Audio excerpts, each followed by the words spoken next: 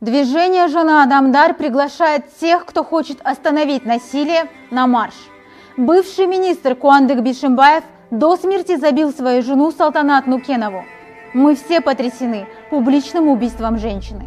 Мы потрясены тем, где это сделано, как это сделано и кем это сделано. И это вопиюще неправильно. Получается, чтобы мы проснулись и что-то наконец предприняли, неужели нужно обязательно убить? Неужели женщину? Неужели чтобы убил министр? Неужели отсидевший? Неужели публично? Неужели чтобы никто не мешался, пока он ее убивал? Тогда мы просыпаемся и бушуем. И это неправильно. А вот если просто убили женщину, ни министр, ни сидевший, ни в ресторане, а на кухне между делом. А если бы не убил, а просто избил, сделал инвалидом? Нам надоело. Движение «Жана Адамдар» в Алматы. 25 ноября в 13 часов с площади Астана даст старт маршу в мире животных.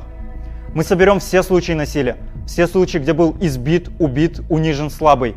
И публичные, и непубличные. В ресторанах, детских садах, школах, на улицах. Без скидки на пол, должность, возраст.